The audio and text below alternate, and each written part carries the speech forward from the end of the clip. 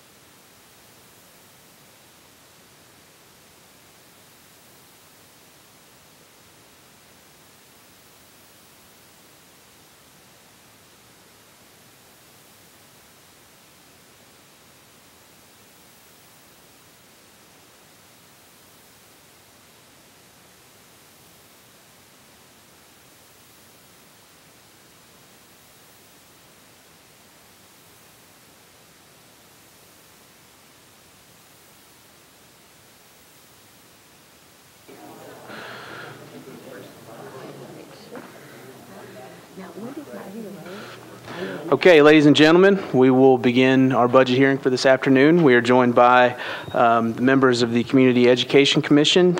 Ms. Curry, if you would please introduce yourself and who you brought with you, and then begin your budget presentation for the committee, please. Good afternoon. I'm Lavette Curry, the Executive Director for Community Education Commission, and here with me is the Commission Chair, Reverend Vernon Dixon. As many of you know, the Community Education Commission has been in transition.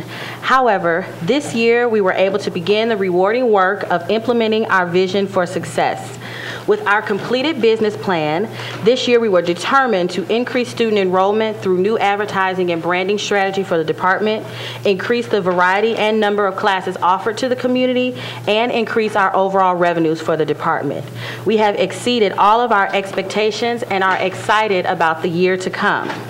One of our primary goals this year was to get the word out about community education and let people know we were still open and welcoming and ready for business.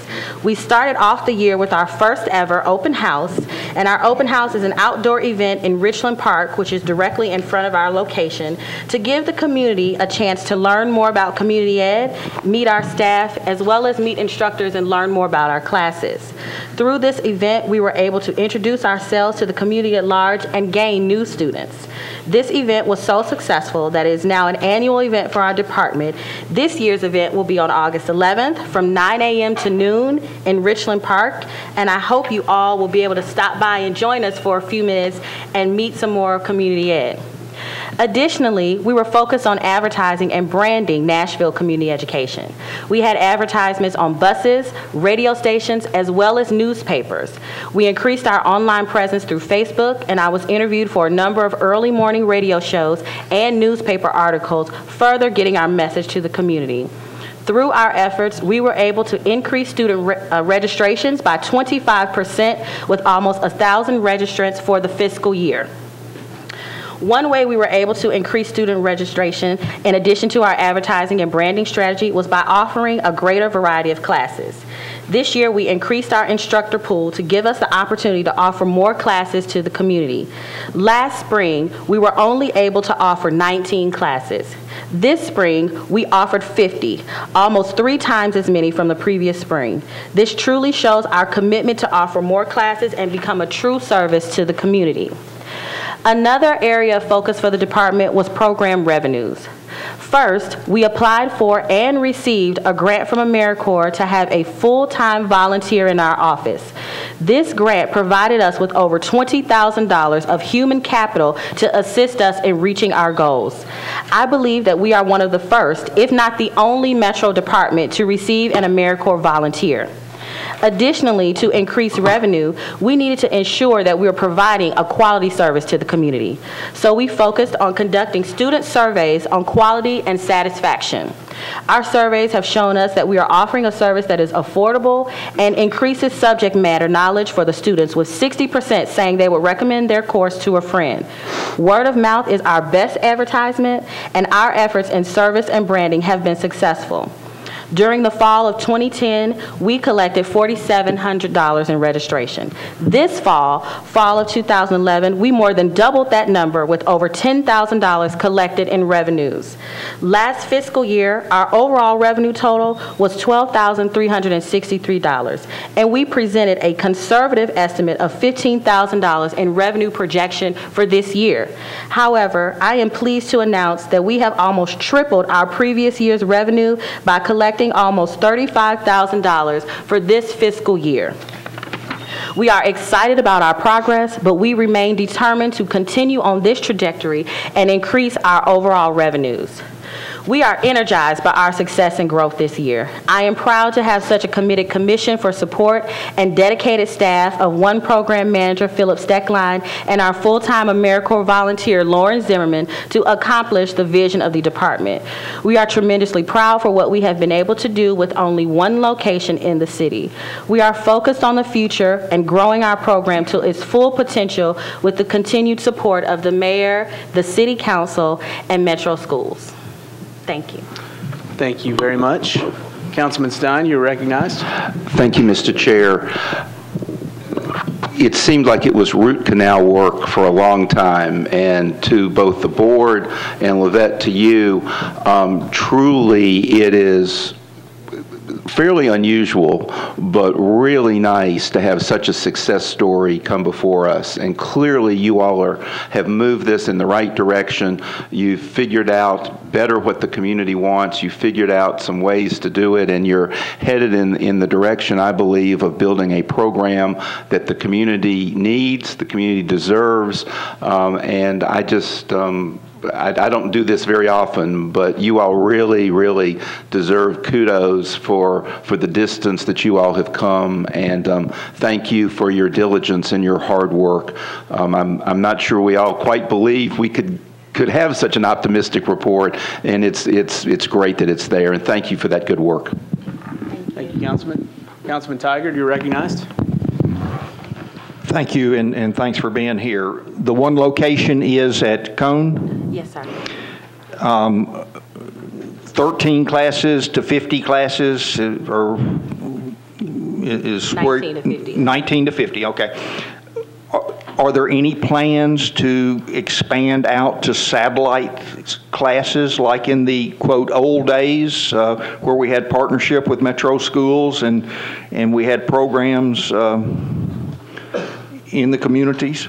We're always looking for opportunities to expand, but expansion requires additional revenue, which at this time we're not in the position to fund that sort of expansion. But we're very open to conversations with businesses or partners that be willing to help us figure out different ways to do it outside of, the funding that's traditionally available. What are your expenses inside at Cone versus going out to the schools? Is there a charge there for you?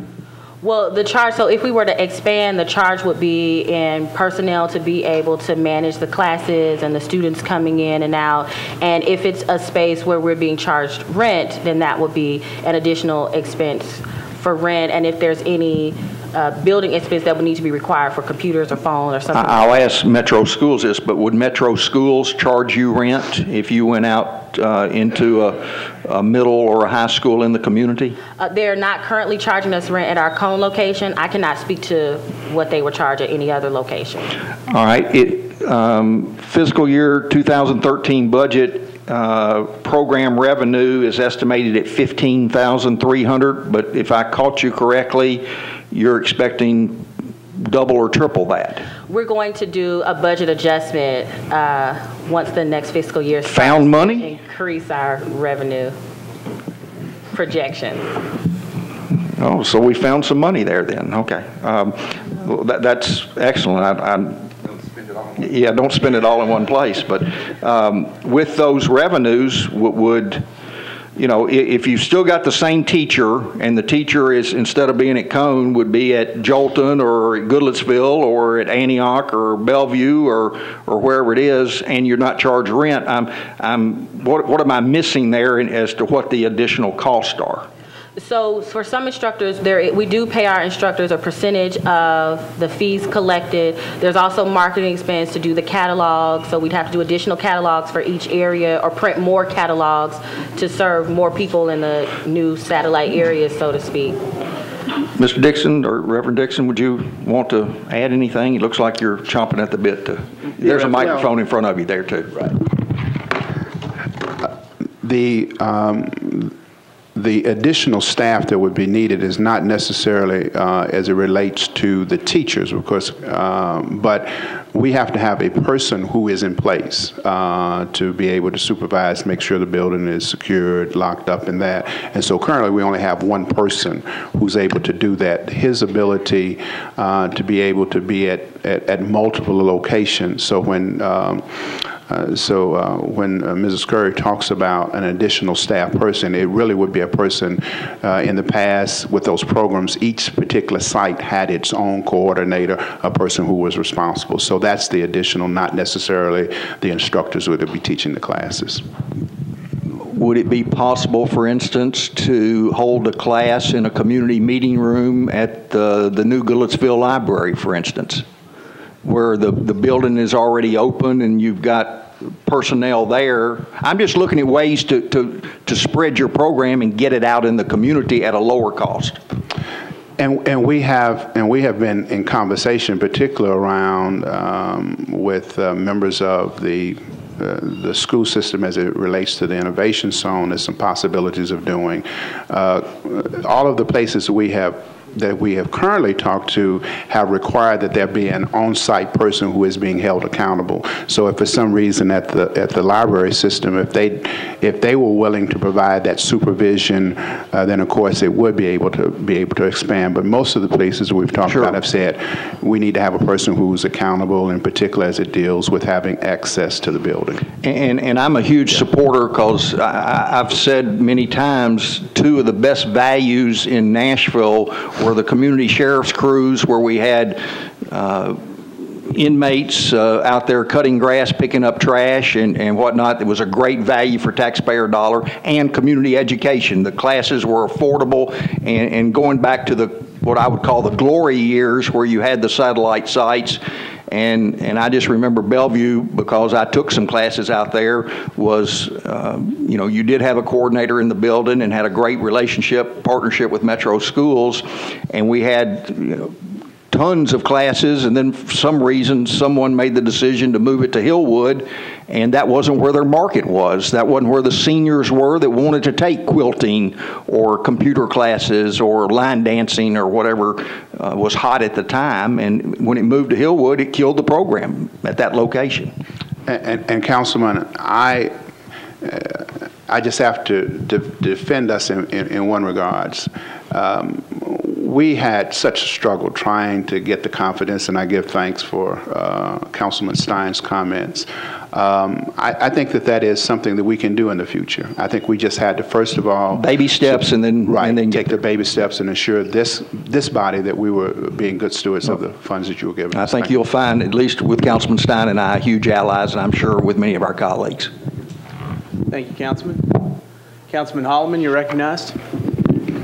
Thank you, Mr. Chair, and thank you both for being here. As you know, I'm also an advocate of the community education program, and currently all of your programming occurs in my district in Cone School, and we have talked on many occasions about this issue. And I apologize, you may have covered some of this. Unfortunately, I was a couple minutes late, but I know that one of the challenges has been with your limited resources to be able to continue to market the programs that you have, and I wondered if you could just talk a little bit about the implementation. I know that we've talked about marketing strategies in the past, and the implementation of some of those marketing strategies in the last several months, and how successful they've been, and whether or not you think you have the resources to continue to grow that marketing program so that you can then in turn grow the underlying programs. Yes, so this year we were able to do a lot of marketing. As I mentioned, we had advertisements on the MTA bus, we had radio advertisements in print media, as well as I was given an opportunity to be interviewed for a number of the early morning radio shows, as well as a couple of newspaper articles. So that was a way we were able to get the word out about the program. We are at a place where we can sustain that level of advertising, and we've also been doing surveys to see what was working, what wasn't working, so that we can have a more targeted and effective approach with our advertising dollars. And this year it was very successful because we were able to exceed our projected revenues by quite a bit. So we were able to get some new students in and to get people to take more classes and bring more revenue into the program. And then I assume some of that revenue can be reinvested into additional marketing so that you can continue to grow. Yes. And then the other thing that I feel like I have a responsibility to ask about is I know that one of the strategies to help move the community education program forward was to separate from the literacy program as well as the senior program. And it seems that the literacy program is a little bit further along in that process and frankly seems to be thriving on its own. And I wondered if you could talk a little bit about that, as well as the senior program, forming the nonprofit and assisting them in a transition to also be independent. Can you talk about both of those and how successful they are, and whether or not you think that you or they have the resources to complete that transition in the next year, and if not, maybe what we as a council should consider?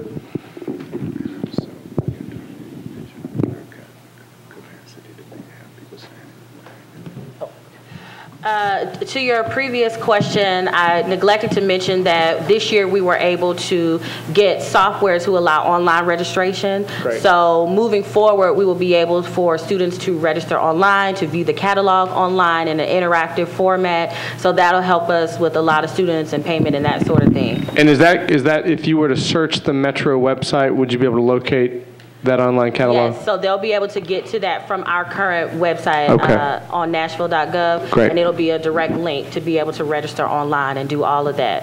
As far as Nashville Adult Literacy, when they were under us, was a very thriving program. They had already become their own 501c3. They had their own board, so they were they were very advanced and ready for the transition to be their own entity outside of our department. There was really not that much that was still tying us together as far as that relationship.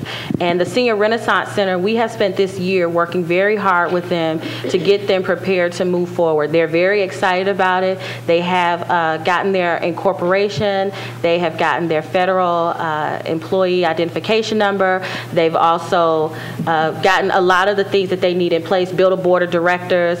So they are excited and ready to move forward. They're beginning their fundraising planning for the new year starting July 1, so that they can have a number of activities every month and make sure that they're reaching out and being able to raise the dollars that they need to raise. And they're very confident, as am I, that they'll be able to succeed and to move forward as their own 501c3. They are filing the paperwork for that. So everyone, everything is on target, and everyone is very excited. I actually spoke with them today and answered a lot of questions that some of the general body members had. And so everyone is really looking forward to being their own organization. They have a long-standing history in the community, a lot of community support, and the community is excited for them as well to be their own entity and be able to do some of the things that they're ready to do.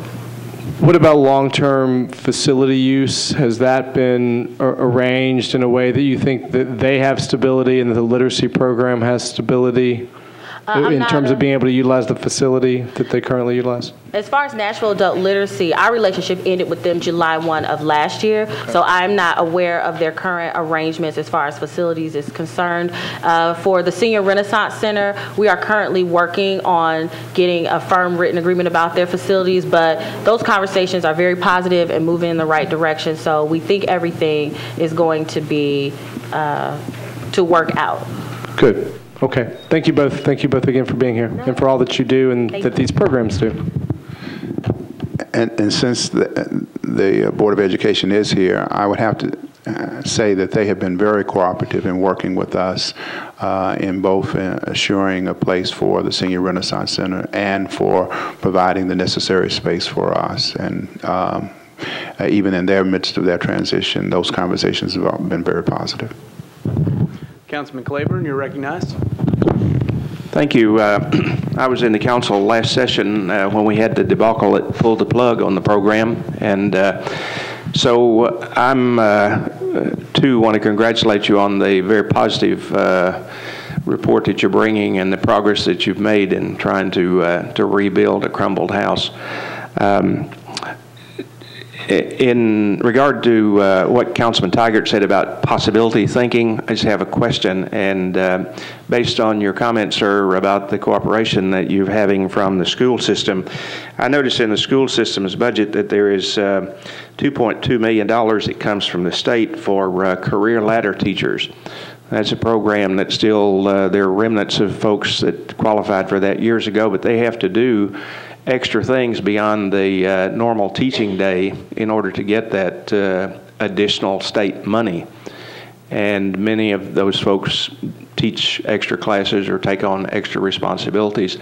So would it be possible if some of these folks were willing to teach your classes, if they were subject matter experts that could do that, and even perhaps take on some of that designated person responsibility that you're talking about that needs to be at certain locations? Is that in the realm of possibility to do that if that connection could be made? I'd have to find out more about the program and what the various requirements are. I really can't speak to what would be possible because I'm unaware of what the requirements are for that particular program. But we are always open to new instructors from anywhere for our classes, so that, you know, any current teacher that would like to work with us and teach a class, we're always open to that. So as far as that being a possibility for any teacher or any person who has something they would like to share to the community, that's a possibility. But for that particular program and persons who are a part of that, I would have to look more into that to know if it would be a type of partnership that will work with community education. Right. But these would be people that you wouldn't have to pay because the state's paying them to do this extra work. They've got to do it somewhere in the school system. And so if there's a partnership between community ed and the school system, then it certainly seems to me that there's at least the possibility of a bridge to do that. I think that's something that needs to be explored. And when the school folks get up there, I'll pose that question also. Thank you. Thank you, Councilman. I don't have any other members in my queue at this time, so seeing no one wishing to make another question or comment, Ms. Curry, Reverend Dixon, we sure appreciate you being here, and thank you for all you do for Metro. Thank you.